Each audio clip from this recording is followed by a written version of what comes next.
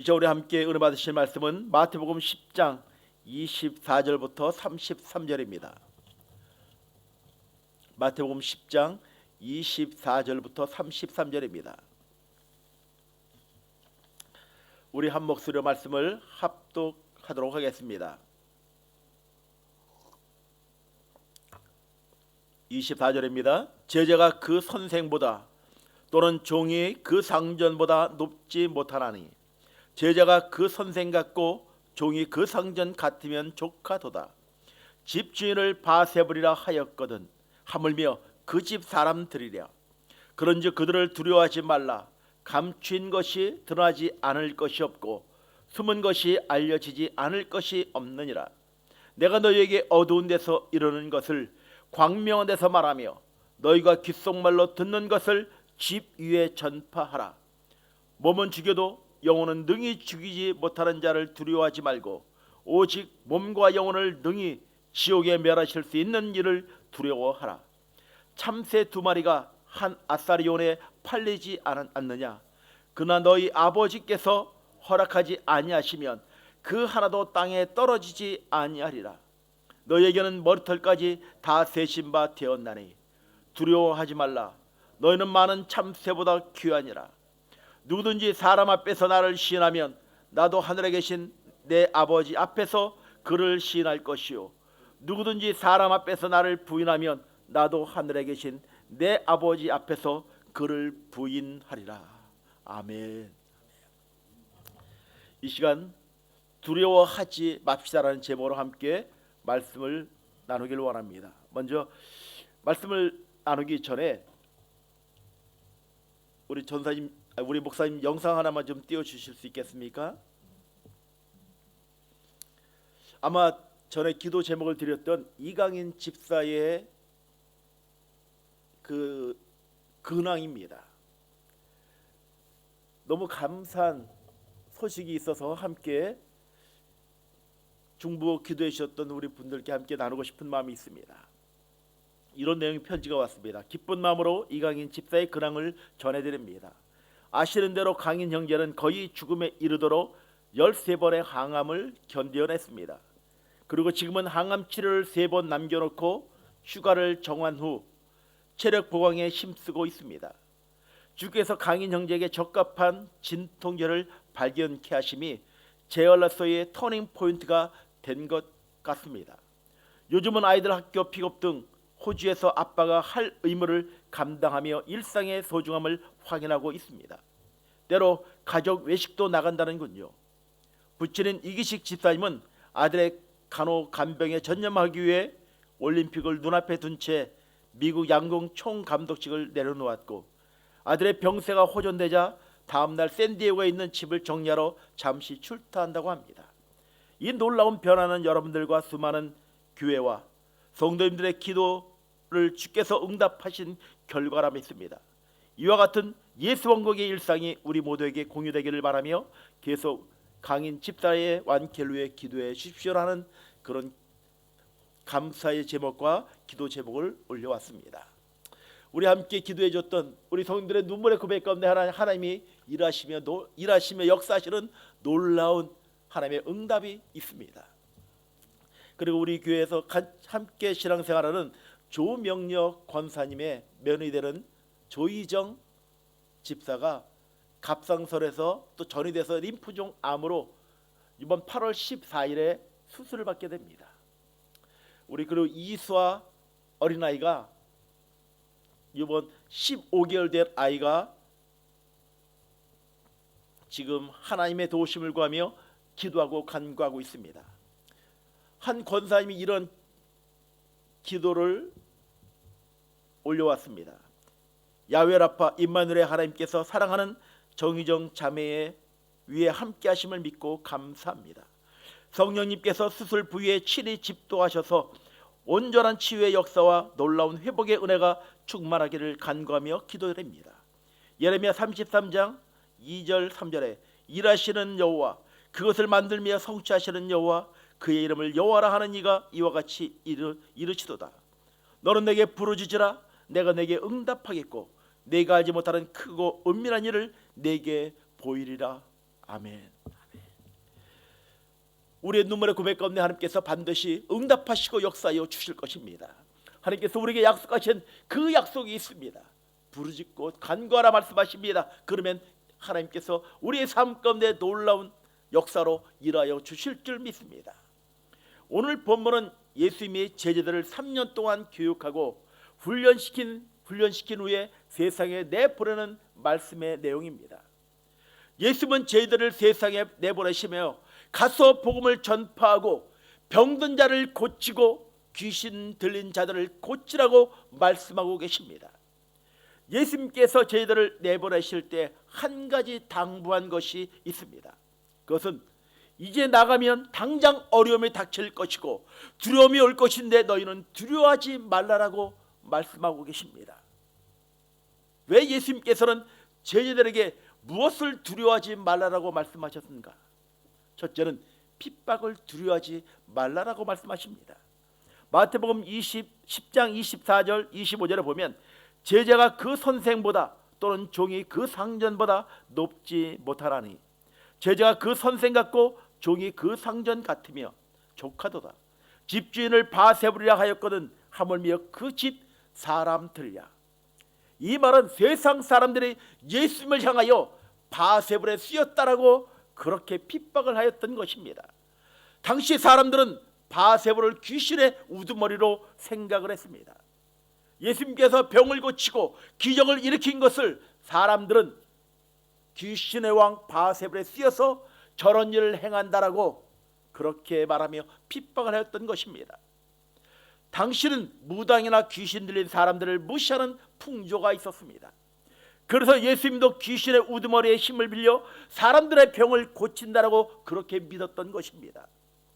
예수의 말씀은 사람들이 나에게도 그렇게 악의에 찬 누명을 씌우며 조롱하고 핍박을 하는데 너희들을 얼마나 조롱하고 심한 핍박을 하겠느냐라고 말씀하고 있는 것입니다. 그러니 너희는 그런 핍박을 두려워하지 말고 가서 담대하게 말씀을 전하라고 당부하고 있는 것입니다. 전도의 길에는 그 조롱과 핍박이 언제나 병행되어 따라올 것입니다. 한때 우리나라에도 신앙생활을 하는 것에 대하여 핍박이 많았습니다. 특히 우리나라에도 복음을 전하다가 고난을 당하고 순교를 당한 사람들이 많이 있습니다. 그러나 그런 어려운 상황이지만 그러나 누가 내가 예수를 믿는다고 핍박하는 사람이 지금은 없다는 것입니다. 직장에서도 예수 믿고 예수 믿는다고 핍박하지 못하는 그런 시대를 우리는 살아가고 있습니다. 만약 며느리가 교회를 나가는데 시어머니가 교회를 나가지 말라라고 이야기하는 경우는 요즘 없을 것입니다. 만약 시어머니가 며느리가 교회 가는데 교회 가지 말라라고 그렇게 말한다면 그 시어머니는 아마 간 큰 시어머니가 아닌가, 아니 간이 배 밖으로 나온 시어머니가 아닌가 그렇게 생각을 합니다. 죄송합니다. 이렇게 말씀을 드려서요. 오늘날 우리들은 이렇게 자유로운 시대를 살아가고 있습니다. 그런데 이렇게 자유롭게 신앙생활을 하고 있는 반면에 집에서 예수 믿는다는 것을 반대할 때는 그렇게 열심히 교회를 다녔는데 막상 자유가 주어지고 보니 핍박하는 사람이 없어지니 오히려 게을러지고 열심히 없어진 우리들의 모습을 또한 볼 수가 있는 것 같습니다. 니체가 말하기를 기독교는 절대로 박해하면 안 되는 종교다라고 그렇게 말합니다. 기독교는 박해하면 할수록 더 번성하는 종교라고 그렇게 말을 합니다. 그래서 사람은 편하고 안정되고 부족한 것이 없이 살아갈 때는 꼭 좋은 것만은 아닌 것 같습니다.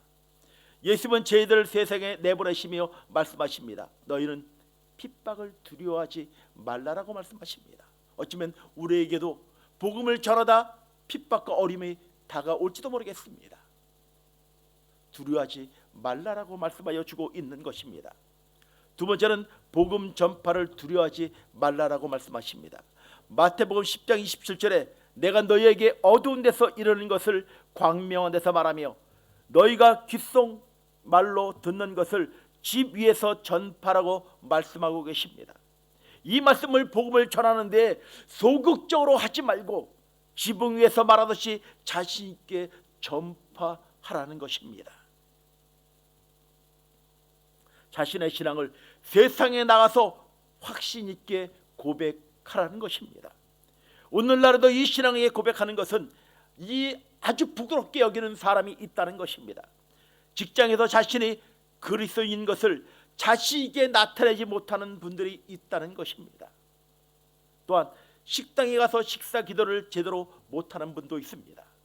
하나님께서 주신 음식을 앞에 놓고 감사하는 마음으로 머리를 숙여 하나님께 기도하고 먹을 수 있는 것은 믿는 신앙인의 당연한 자세라고 할 수가 있을 것입니다. 그런데 아직도 식사 시간만 되면 갈등의 마음을 갖고 있는 사람이 있을지도 모르겠습니다. 사람들이 많이 모인 곳에서 기도하자니 부끄럽고, 그렇다고 그냥 먹자니 혹시나 먹고 탈나지는 않을까, 또한 혹 교회 식구가 보지는 않을까라는 그 염려되는 마음으로 마음에 갈등이 생기는 분도 있을지도 모르겠습니다. 그런데 우리들의 식사 전에 하나님께 감사의 기도를 드리는 것은 부끄러워할 이유가 전혀 없다는 것입니다. 사람들이 식사하기 전에 감사 기도를 할 수 있는 것은 축복이고 은혜인 것입니다. 어쩌면 그 신앙 고백을 통하여 많은 사람들이 보고 하나님께 찬양하며 예배할 수 있는 그러한 축복의 시간도 될 것입니다. 수원 삼성과, 죄송합니다, 제가 축구를 참 좋아합니다. 수원 삼성과 강원인가요? 축구 경기를 했습니다. 근데 고등학교 학생이 프로팀에 들어왔는데, 수원 삼성에 들어왔는데 꼬링을 집어넣었어요. 그라운드에 뛰어가더니 딱 무릎을 꿇고 기도하는데, 모르겠습니다, 제가 목사인지라 그런지 모르겠지만 너무 귀엽고 감동이 되더라고요. 많은 사람들 앞에서 무릎 꿇고 하나님께 기도할 수 있는 그 놀라운 고백들, 하나님께 영광을 돌리는 고백들, 그것이 어쩌면 복음 전파의 행위도 될 수 있을 것입니다. 그 모습을 보고 사람들이 저 사람은 그리스도인이구나, 참 모습이 아름답다라고 말할 수가 있을 것입니다. 그래서 그 사람이 신앙생활에 관심을 갖게 되는 계기가 된다면 얼마나 복된 일이겠습니까?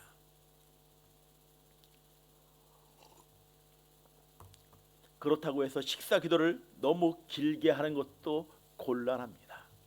저희 친구 중에서, 고등학교 친구 가운데서 김선진이라는 친구가 있습니다. 이 친구가 유튜브를 안 보기를 그렇게 바라면서 그 친구를 거명하겠습니다. 기도를 시키고 꼭 후회를 합니다.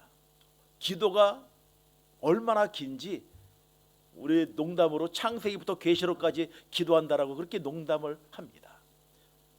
기도를 시키고 난 후에 후회를 합니다. 특히 식사 기도를 시키고 난 후에 후회를 하는 그런 경우도 있습니다. 어떤 분의 식당에 가서 감사 기도를 시키면 너무 오래 하는 분이 있습니다. 오래전에 선교사 한 분이 아이스크림을 사가지고 오셨습니다. 성도분들과 함께 앉아서 그 아이스크림을 먹고 싶어서 다 나누어 주었습니다. 그리고 한 장로님께 기도를 부탁했습니다. 그랬더니 이 장로님이 기도하시는데 끝이 안 보이는 것입니다. 날씨는 무더운데 기도는 길고 아이스크림은 녹아내리고 흐르고 야단 법석이었습니다.